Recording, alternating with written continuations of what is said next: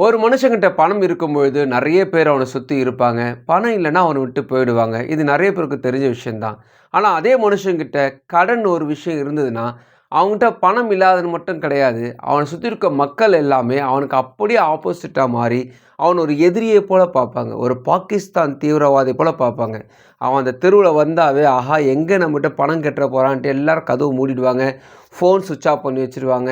அவன பத்தி எந்த விதமான அக்கறையும், எந்த விதமான விஷயத்தையும் எடுத்துக்கொள்ள மாட்டாங்க. ஏன்னா, அவன்கிட்ட பணம் போனா வராது. அதுபோல புறக்கணிக்கப்பட்டு, தள்ளப்பட்ட ஒரு சூழ்நிலை நீங்க இருந்தீங்கன்னா, இந்த வீடியோ உங்களுக்கான வீடியோ. இந்த வீடியோல நம்ம பார்க்க போற 2 விஷயம் என்னன்னு பார்த்தீங்கன்னா, உங்க வாழ்க்கையில முற்றிலுமாய் மாற்றக்கூடிய ஒரு முக்கியமான விஷயத்த உங்களோட பார்க்க போறோம். உங்களுடைய இந்த சூழ்நிலையும் மாற்றக்கூடிய, மாறக்கூடிய வாய்ப்பு இருக்கு. அது என்னன்னு நம்ம பார்க்க போறோம். இன்னொன்னு பார்த்தீங்கன்னா, உங்க கூடவே இருக்கக்கூடிய ஒரு விஷயம், உங்கள தூக்கி நிறுத்தக்கூடிய ஒரு விஷயம், நீங்க மறந்து போன விஷயம், அத பத்தி நம்ம பார்க்க போறோம். ஒரு ஊர்ல ஒரு பெரிய வீடு இருந்தது. அந்த வீட காலி பண்ணிட்டு எல்லாரும் அவங்க வேறு ஊருக்கு ஷிஃப்ட் ஆகி போயிட்டுருந்தாங்க. அப்படி போயிட்டுருக்கும்போது, அவங்க கிட்ட இருக்கிற நெறைய பாத்திரங்கள்லாம் ஏத்தி கொண்டு போகும்போது, பழைய ஒரு பாத்திரம் இருந்தது. அந்த பாத்திரம் ரொம்ப துரு பிடிச்சும், அதாவது மங்கிய நிலை இருந்ததுனால, அது யாரும் கண்டுக்கிறதே கிடையாது. ஒரு காலத்தில அந்த பாத்திரத்துக்கு நெறைய வேல்யூ இருந்தது. அவங்க பாட்டனார், பூட்டனார்லாம் நல்லா வச்சிருந்த பாத்திரம் அது. இருந்தாலும் இந்த ஜெனரேஷன் அத பத்தி கவல கொள்ளாம இருந்ததுனால, அத தூக்கி அந்த ஷிஃப்ட் பண்ணும்பொழுது அந்த பாத்திரத்த அங்கேயே விட்டுட்டாங்க. அந்த வண்டியும் கிளம்பிருச்சு. அந்த பாத்திரம் அனாதையா அந்த தெருவுலயே இருக்கு. அந்த டைம்ல வந்து விளையாடக்கூடிய ஒரு பசங்கலாம் பாத்து அந்த பாத்திரத்த வச்சு விளையாடலாமேன்ட்டு நம்ம பெயிண்ட் பண்ண ஆரம்பிச்சுட்டாங்க. கருப்பு வண்ணத்த பூச ஆரம்பிச்சுட்டாங்க. கரி எடுத்து பூச விளையாட ஆரம்பிச்சுட்டாங்க. ஒரு சிலர் என்ன பண்ணாங்க, அந்த பாத்திரத்த விளையாட அங்கங்க எட்டி உதைச்சு லாஸ்ட்ல ஒரு குப்பை தொட்டி பக்கத்துல அந்த பாத்திரம் போயிடுச்சு.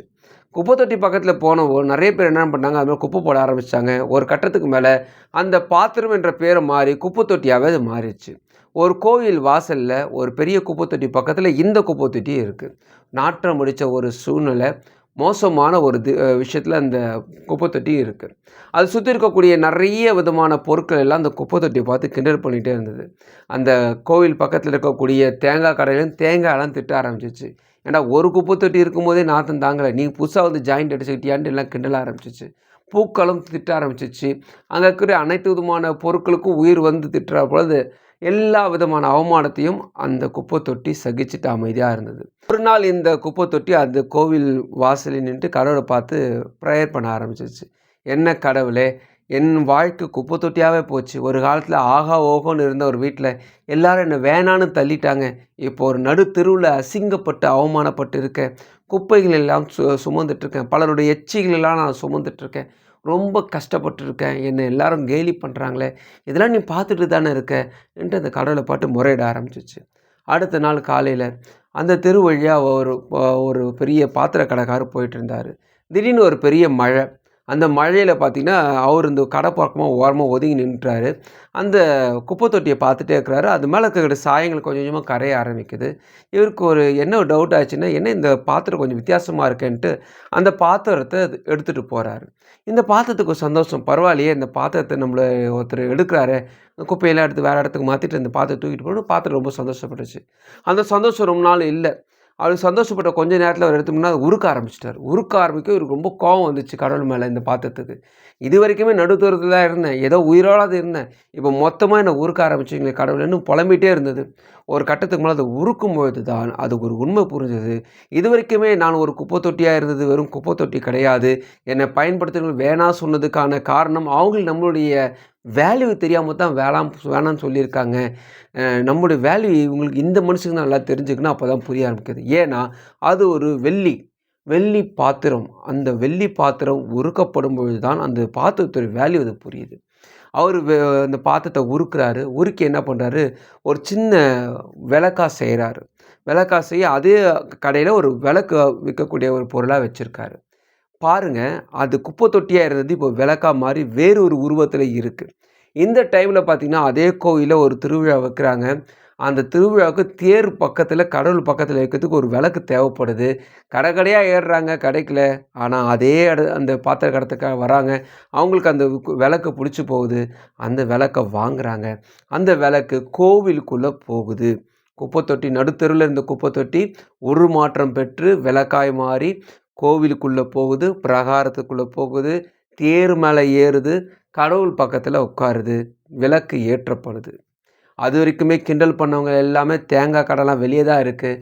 எல்லாருக்கும் என்ன நடக்குதுன்னே புரியல. உன்னுடைய உருவம் முற்றிலுமாய் மாறுனதுனால, இதுதானா அதுன்னு கூட தெரியாமல் முற்றிலுமாய் எல்லாருக்கும் மறந்தே போயிட்டாங்க. அந்த குப்பைத்தொட்டி முடிஞ்சிச்சுன்னு நினச்சாங்க. ஆனால் அது வேறு ஒரு உருவத்தில் கடவுள் பக்கத்தில் நிற்குது. எல்லாரும் அது கை கூப்பி வணங்குறாங்க. நம்முடைய வாழ்க்கையில் இது போல் சில நேரத்தில் நம்ம நெருக்கப்படுற நேரத்திலாம் பார்த்திங்கன்னா, ஒரு குப்பை தொட்டி போல் நம்ம சூழ்நிலை இருக்கலாம். நம்முடைய வேல்யூ மற்றவங்களுக்கு தெரியாமல் இருக்கலாம். நமக்குள்ளே நமக்கு தெரியும். நம்ம எப்படி இருந்தோம், நம்ம எவ்வளோ விதமான திறமை படைச்சவங்க. இந்த ஒரு தோல்வியினால் நம்மளை மட்டம் தட்டி இவ்வளோ அசிங்கப்படுத்துகிறாங்கன்னு உங்களுக்கு தோணலாம். ஆனாலும் ஒரு டைம் வரும். அந்த நேரத்தில் உங்களோட வாழ்க்கை முற்றிலுமாய் மாறும். அப்படி புடப்படும் பொழுது உங்களோட உருமாற்றம் கொஞ்சம் வலிக்க ஆரம்பிக்கும். ஆனாலும் இந்த வலி நல்லது. அதை நீங்கள் ஏற்றுக்கிட்டிங்கன்னா உங்கள் வாழ்க்கை முற்றிலுமாய் மாறும். கடவுள் பக்கத்தில் உட்காருவீங்க. எல்லாரும் வேணாம் வெறுப்பாக அவங்க தள்ளி போட்ட அந்த மக்கள் எல்லாம் உங்களை வணங்கி நிற்கக்கூடிய சூழ்நிலை வரும். இதே போல் தான் ஒரு பெரிய ராஜா தன்னுடைய 2 மகன்களுக்கும் ஒரு போட்டி வச்சார். இதை தேர்ந்தெடுக்கப்படணும்னு நான் அடுத்த அரசனாக நான் தேர்ந்தெடுக்கிறேன்ட்டு ஒரு போட்டி வச்சார். அந்த போட்டியின்படி பார்த்தீங்கன்னா 2 மகன்களும் செங்கல்களை சுமந்து கொண்டு போகணும். ஒரு மூட்டை நிறைய செங்கல்களை சுமந்து கொண்டு போகணும். 3 விதமான இடத்துக்கு கடந்து போகணும். மலை மேலே ஏறணும், பாலைவனத்தில் போகணும், தண்ணீரில் நடக்கணும். இது போல் நிறைய விதமான இடத்தெல்லாம் டாஸ்க் வைக்கிறாரு. அதெல்லாம் கடந்து சுற்றிட்டு வரணும். இதுதான் அவரோட திட்டம். அவர் திட்டத்தில் என்ன ஒரு விஷயம்னு பார்த்தீங்கன்னா, என் பசங்களில் யாரெல்லாம் ரொம்ப புலம்பி முடியலன்றாங்களோ அப்போல்லாம் அந்த ஒரு கல்லையும் எடுத்து அவங்க ரிலாக்ஸ் பண்ணிட்டுங்கன்ட்டு 2 ஆளையும் பின்னாடி அனுப்புகிறாரு. இதுலலாம் தான் இருக்குது. ஆனால் அந்த பசங்களுக்கு அது தெரியாது. போயிட்டுருக்காங்க. ஒருத்தர் கொஞ்சம் தூரம் போனதும் வலிக்க ஆரம்பிச்சிச்சு. ஐயோ கடவுளே! என்ன இப்படி கஷ்டப்படுறாரு எங்கள் அப்பா என்னை இவ்வளோ தொந்தரவு படுத்துறாருன்ட்டு புலம்ப ஆரம்பிச்சுட்டான். உடனே அந்த சேவர்கள் ஒரு கல்லை அவன்கிட்டருந்து எடுத்தோடனே வெயிட்டு கொஞ்சம் கம்மியாயிடுச்சு.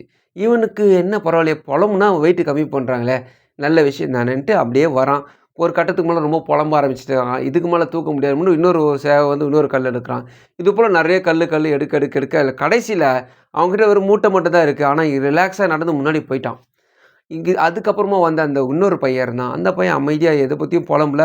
அப்பா சொன்னதை செஞ்சால் நம்ம ராஜாவாகலாம்.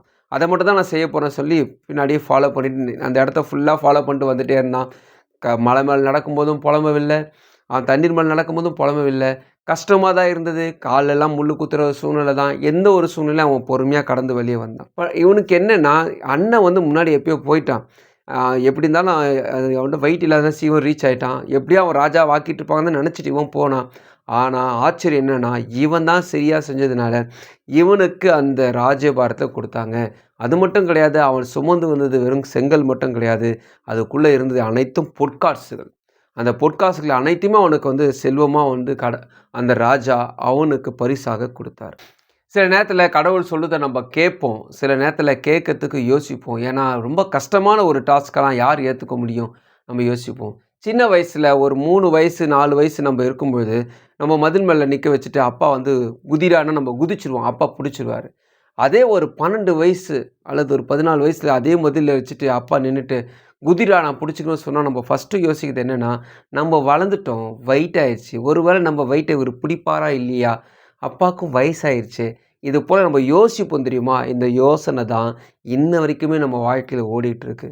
அன்னைக்கு செஞ்ச கடவுள் இன்றைக்கி நம்மளை காப்பாற்றாமல் விட்டுருவாரா? நம்பி குதிக்கிறதுக்கு யோசிச்சுட்டு இருப்போம். கடவுளால் இது முடியுமா? என் பிரச்சனை பெருசாச்சே, அதை கம்பேர் பண்ணால் இது பண்ண முடியுமா? அன்றைக்கி காப்பாற்றினார்னா அன்றைக்கி சின்ன பிரச்சனை நான் காப்பாற்றி விட்டார், இன்றைக்கி பெரிய பிரச்சனையாச்சே, இவரால் அது முடியுமா? இது போல் நம்ம ஆராய்ச்சி போனதை நிறுத்திட்டு குதிக்க சொன்னால் குதிங்க. கண்டிப்பாக கடவுள் உங்களை காப்பாற்றுவார். சோர்ந்து போகாதீங்க. இந்த சூழ்நிலையும் உங்கள் வாழ்க்கையில் முற்றிலுமாய் மாறும். உங்களுக்கான நன்மைகள் ஒவ்வொன்றாக நடக்கப் போகுது. நம்பிக்கையாக இருங்க. கடவுள் உங்களுக்காக வேலை செய்து கொண்டிருக்கார். கடவுள் உங்களை கைவிடவே மாட்டார். இந்த வீடியோ உங்களுக்கு பிடிச்சமாக நினைக்கிறேன். உங்கள் ஃப்ரெண்ட்ஸுக்கு ஷேர் பண்ணுங்க. அவங்க பிடிச்சமாக மறுபடியும் பார்க்கலாம். வணக்கம்.